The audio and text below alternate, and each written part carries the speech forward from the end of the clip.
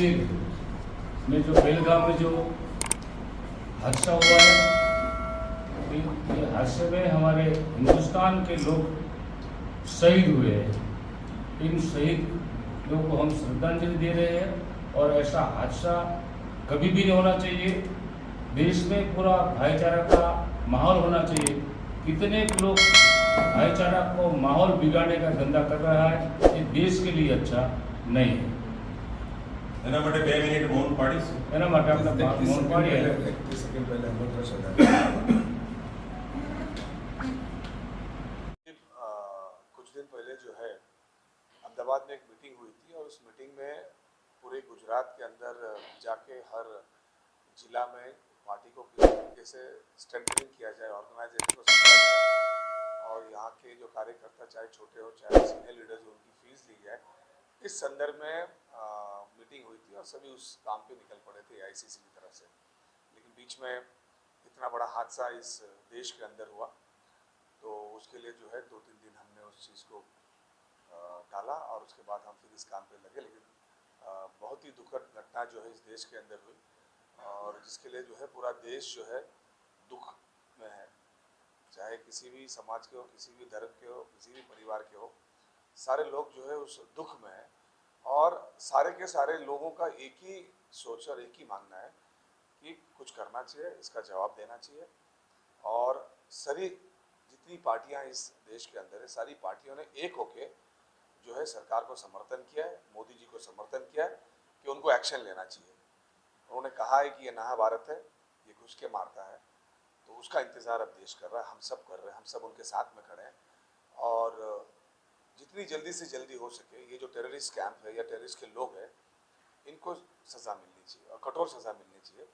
और जैसे कि दुनिया में आपने देखा होगा कि किसी देश में अगर इस तरीके से घटना होती है तो पहली प्रायोरिटी जो होती है वहाँ के रूलर्स की कि उसके ऊपर प्रेस को ब्रीफ करे और जाके क्या एक्शन होने वाला है, क्या रिएक्शन होने वाला है, क्या करने वाले उस संदर्भ में जनता को बताए, ना कि पॉलिटिकल रैली ले। और एक्शन जो है देखने के लिए जो है पूरा देश जो है बेताब है और हम उम्मीद करते हैं कि सरकार जो है सिर्फ बातें नहीं करेगी और जाके एक्शन ले, हम सब उनके साथ हैं।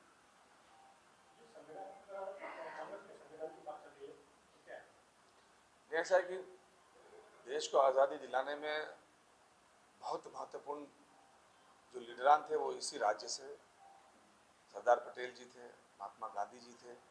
रेवोल्यूशन का बहुत बड़ा स्तंभ जो है गुजरात में से था और आज कांग्रेस पार्टी भी जो रेवोल्यूशन इस देश में लाना चाहती है, तो यहाँ चुनाव आने वाले हैं तो ग्राउंड जीरो लेवल पर ज़मीन से जो हमारे छोटे मोटे कार्यकर्ता हैं या पोस्ट होल्डर हैं और सीनियर लीडर्स हैं उन सबके साथ मिल के किस तरीके से जो है देश के अंदर का वातावरण जो है नफ़रत का वातावरण किस तरीके से हटाया जाए, किस तरीके से ऑर्गेनाइजेशन को मजबूत किया जाए, किस तरीके से लोगों को ताकत दे सकें। क्योंकि आज की तारीख में ना तो लोगों की जो अपेक्षा है उसमें से 14 साल में से कुछ दिखाई दे रहा है और ना ही कुछ युवा जो है पढ़ लिखने के बाद में आगे बढ़ रहे हैं।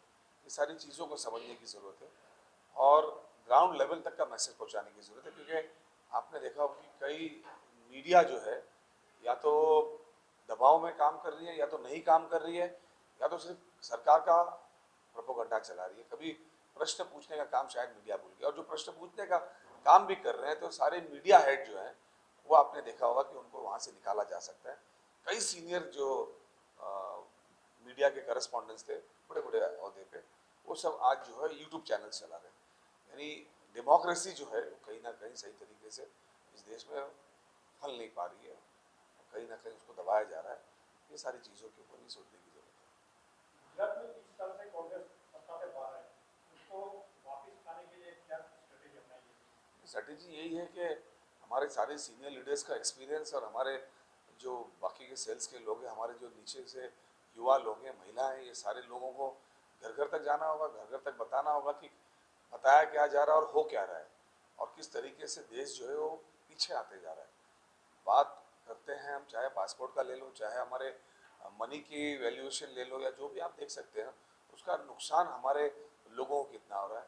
हमारे जो बिजनेसेस जो हैं वो किस तरीके से चल रहे हैं, नहीं चल रहे हैं, आपको सबको पता है। हमारे कई अच्छे प्रोमिनेंट इस देश के वासी बस बड़े इंडस्ट्रियलिस्ट हो गए, बड़े बिजनेस हाउसेस हो गए, बड़े एक्टर्स हो गए, या बड़े जो इस देश में आर्थिक फायदा देते हैं, वो लोग देश छोड़ के जा रहे हैं अपना। वो क्यों जा रहे हैं? ये सारी बातें भी तो लोग जब वो जाते हैं तो बहुत बड़ा एम्पायर ले जाते हैं ना, बहुत बड़ा देश को नुकसान। 15 लाख के करीब जो है लोगों ने पिछले इन सालों के अंदर देश छोड़ दिया। तो कारण क्या है वो भी तो लोगों तक बताना होगा। खाली पार्लियामेंट में एक छोटी सी बात आती है, उसके बाद में उस पर कोई चर्चा नहीं होती है। ये सारे अच्छे लोगों को भी तो रोकना पड़ेगा, हमको देश को आगे ले जाना है। ये अपने लोग हैं ना, हमारे हिंदुस्तानी लोग हैं, ये क्यों देश छोड़ के जा रहे हैं? गुजरात में जो जुटवाल चल रहा है कांग्रेस में, तो उसकी वजह से काम नहीं हो रहा है ऐसा सुनने में आ रहा है, तो उसके बारे में क्या कहेंगे? ये देखिए, हर ऑर्गेनाइजेशन के अंदर कुछ ना कुछ संघर्ष होता है, वो चाहे किसी भी पार्टी का हो। आप ये नहीं बोल सकते कि सिर्फ कांग्रेस के अंदर ही है, किसी भी पार्टी को ले लो। अब भारतीय जनता पार्टी रूल में है, उसके बाद भी आपने देखा होगा कि उनके कई मुख्यमंत्री जो है वो महीनों के हिसाब से बदले गए, कई मंत्री बदले गए। एक एग्जाम्पल दे रहा हूँ मैं। तो उसी तरीके से हर पार्टी में कहीं ना कुछ होता है, तो हमारी पार्टी में भी होगा। तो सीनियर और सबके साथ बैठ के उसके ऊपर हल निकाला जाएगा। और आने वाले दिनों में जो सैंपल हम क्रिएट करना चाह रहे हैं, जो गुजरात मॉडल बोला जा रहा है, आप जाके देखिए ना, पूरे गुजरात के अंदर कितने युवाओं को जो है नौकरी मिली है, कितनी बच्चियाँ पढ़ लिख के जो है सेल्फ बिजनेस कर पाई हैं या वो अपना इस्टेब्लिश कर पाई हैं। किस तरीके से माहौल बदला है, डेवलपमेंट क्या हुआ है, वो भी तो देखना पड़ेगा। कितने स्कूल्स बने हैं, कितने टीचर्स हुए, कितने एम्प्लॉयमेंट जनरेट हुए हैं। ये सब मॉडल जो है हमको जाके लोगों को बताना ही पड़ेगा ना कि क्या था और क्या हो रहा